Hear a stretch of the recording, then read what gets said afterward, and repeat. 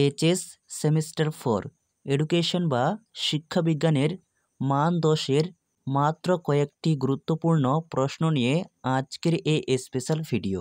আজকের এই ভিডিওতে থাকা প্রশ্নগুলি তুমি যদি এখন থেকে খুব ভালো করে রেডি করতে থাকো তাহলে এখান থেকে পরীক্ষায় সমস্ত প্রশ্ন 100% নিশ্চিত কমন পেয়ে যাবে।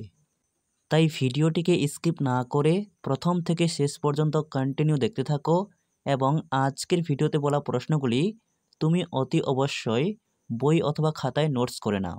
ভিডিওটি ভালো লেগে থাকলে অবশ্যই একটি লাইক করো। এরকমই আরও নতুন নতুন ভিডিওর আপডেট সবার আগে পেতে চ্যানেলটিকে সাবস্ক্রাইব করে রাখতে একেবারেই ভুলো না। তাহলে শুরু করা যাক আজকের ভিডিওর মূল আলোচ্য বিষয়। সাজেশন শুরু করার আগে তোমাদের অবশ্যই জানতে হবে সিলেবাসের কোন অধ্যায় অথবা কোথা থেকে মান 10-এর প্রশ্নগুলি আসবে। তার জন্য সিলেবাস বোঝা অত্যন্ত জরুরি। তোমাদের সিলেবাসে মূলত দুটি গ্রুপ রয়েছে, গ্রুপ সি এবং গ্রুপ ডি। প্রথমে আসি গ্রুপ সি এর আলোচনায়। গ্রুপ সি এ আবার দুটি ইউনিট রয়েছে, যার মধ্যে গ্রুপ সি এর ইউনিট 1 থেকে মান 10-এর প্রশ্ন তোমাদের পরীক্ষায় আসবে। আর তোমাদের প্রশ্ন 2x ফর্মুলা অনুযায়ী হবে, অর্থাৎ প্রত্যেকটি প্রশ্নের সঙ্গে একটি করে অথবা প্রশ্ন থাকবে।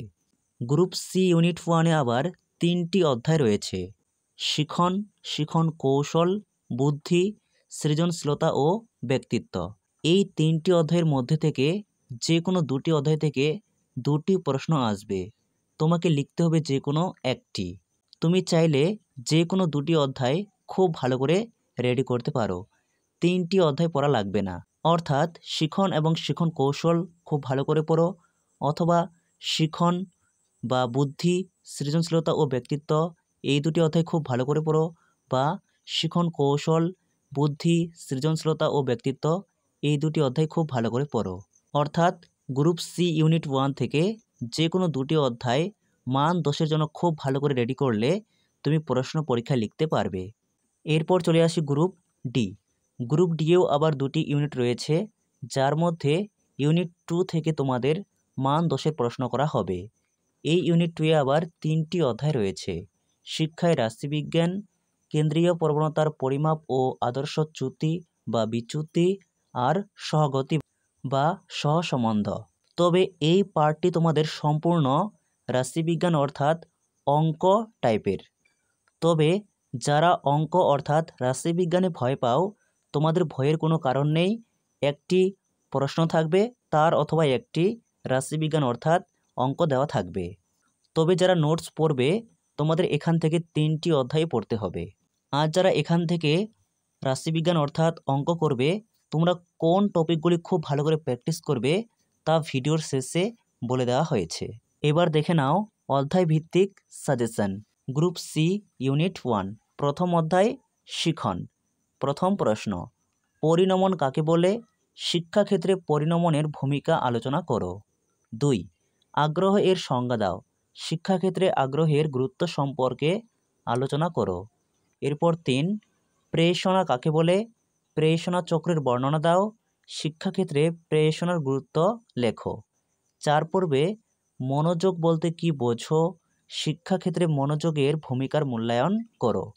5, স্মৃতির সংজ্ঞা দাও। স্মৃতির বিভিন্ন স্তর বা পর্যায়গুলি কী কী? স্মৃতির উপাদানগুলি আলোচনা করো। আর এই অধ্যায় থেকে এক্সট্রা পড়বে 1, শিখনের সংজ্ঞা দাও। শিখনের বৈশিষ্ট্যগুলি আলোচনা করো। 2, কল্পনা বলতে কি বোঝো? কল্পনার বৈশিষ্ট্য ও শিখনের ক্ষেত্রে কল্পনার গুরুত্ব বা ভূমিকা লেখো। এই অধ্যায় থেকে প্রথম 5টি প্রশ্ন খুব ভালো করে পড়তে হবে। তার পাশাপাশি এই দুটি অর্থাৎ এক্সট্রা দুটি প্রশ্ন খুব ভালো করে রেডি করতে হবে। তাছাড়া এই চ্যানেলেই তোমাদের প্রত্যেকটি টপিক ধরে আলোচনামূলক ভিডিও পোস্ট করা রয়েছে, তোমরা সেই ভিডিওগুলি দেখতে পারো। আগামীতে আরও প্রচুর ভিডিও আসতে চলেছে। এরপর অধ্যায় 2, শিখন কৌশল। প্রথম প্রশ্ন, শিখনের কৌশল হিসেবে স্কিনার বক্স কী?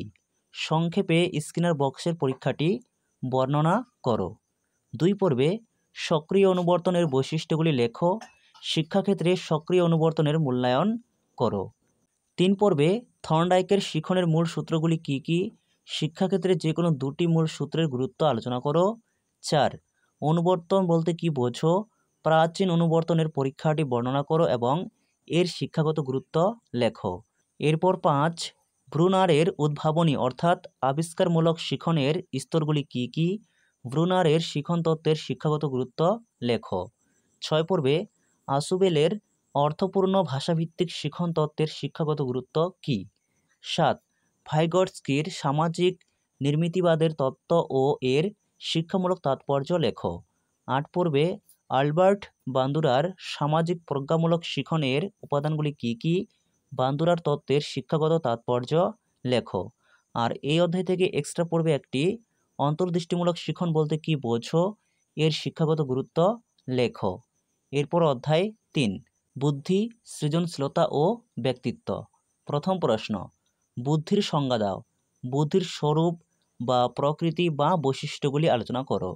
3 পর্বে সৃজনশীলতা বলতে কি বোঝো, সৃজনশীল ব্যক্তির বৈশিষ্ট্য আলোচনা করো। 3, ব্যক্তিত্ব কি? ব্যক্তিত্বের নির্ধারক হিসেবে বংশগতি ও পরিবেশের ভূমিকা লেখো। আর এই অধ্যায় থেকে এক্সট্রা পড়বে সাধারণ মানসিক ক্ষমতা ও বিশেষ মানসিক ক্ষমতার মধ্যে পার্থক্য লেখো। স্পিয়ারম্যানের দ্বি উপাদান তত্ত্বটি আলোচনা করো। আরেকটি পড়বে ক্ষমতা কাকে বলে, থার্স্টনের বহু উপাদান তত্ত্ব চিত্রসহ ব্যাখ্যা করো। এরপর গ্রুপ ডি, ইউনিট 2, প্রথম অধ্যায় শিক্ষায় রাশিবিজ্ঞান। এখান থেকে পড়বে 1, রাশিবিজ্ঞান বলতে কি বোঝো, শিক্ষাক্ষেত্রে রাশিবিজ্ঞান কেন প্রয়োজন, অথবা রাশিবিজ্ঞান বলতে কি বোঝো, শিক্ষা রাশিবিজ্ঞানের উপযোগিতা বা ব্যবহার লেখো। এখানে টাইপিং মিস্টেক রয়েছে। 2 পর্বে তথ্য সংগ্রহের পদ্ধতি বলতে কি বোঝো, তথ্য সংগ্রহের পদ্ধতিগুলি নিয়ে আলোচনা করো। 3, পরিসংখ্যা বিভাজন কাকে বলে, পরিসংখ্যা বিভাজনের গুরুত্ব লেখো। এরপর অধ্যায় 2, কেন্দ্রীয় প্রবণতার পরিমাপ ও আদর্শ চ্যুতি। প্রথম প্রশ্ন, কেন্দ্রীয় প্রবণতার পরিমাপ বলতে কি বোঝো, কেন্দ্রীয় প্রবণতার পরিমাপ কত প্রকার ও কি কি, এবং এর সুবিধা ও অসুবিধাগুলি লেখো। অর্থাৎ এখান থেকে তোমরা মিন বা গড়, মিডিয়ান বা মধ্যমান ও মোড অর্থাৎ বৈশিষ্ট্য, এই 3টির সুবিধা অসুবিধা খুব ভালো করে পড়বে। এরপর 2, বিষমতার পরিমাপ বলতে কি বোঝো, কেন্দ্রীয় প্রবণতার পরিমাপ এবং বিষমতার পরিমাপের মধ্যে পার্থক্য কী, আদর্শ বিচ্যুতির 2টি সুবিধা ও অসুবিধা এবং ব্যবহার লেখো। এরপর অধ্যায় 3, সহগতি বা সহসম্বন্ধ। প্রথম প্রশ্ন, সহগতি কাকে বলে, সহগতির বৈশিষ্ট্যগুলি কি কি? 2, সহগতির প্রকারভেদ সম্পর্কে সংক্ষেপে আলোচনা করো। 3 পর্বে সহগতির সহগাঙ্ক কাকে বলে, সহগতির সহগাঙ্কের বৈশিষ্ট্যগুলি লেখো। এই ছিল তোমাদের কমপ্লিটলি সাজেশন।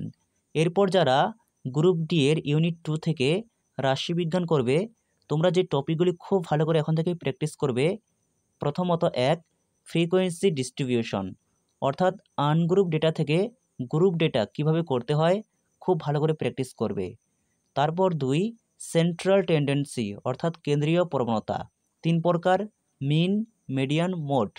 তোমরা খুব ভালো করে মিন এবং মিডিয়ান প্র্যাকটিস করবে, কারণ মিন মিডিয়ান প্র্যাকটিস করা থাকলে মোড এমনিতে হয়ে যায়। এরপর খুব ভালো করে করবে এসডি অর্থাৎ স্ট্যান্ডার্ড ডেভিয়েশন।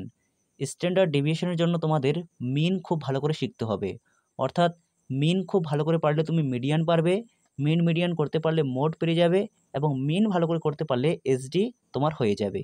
এরপর আরেকটি টপিক তোমরা প্র্যাকটিস করবে খুব ভালো করে, র্যাঙ্ক ডিফারেন্স, অর্থাৎ স্পিয়ারম্যানের র্যাঙ্ক ডিফারেন্স খুব ভালো করে প্র্যাকটিস করতে হবে। ভিডিওটি ভালো থাকলে অবশ্যই একটি লাইক করো। পরবর্তী ভিডিও নোটিফিকেশন সবার আগে পেতে চ্যানেলটিকে সাবস্ক্রাইব করে রাখতে একেবারে ভুলো না।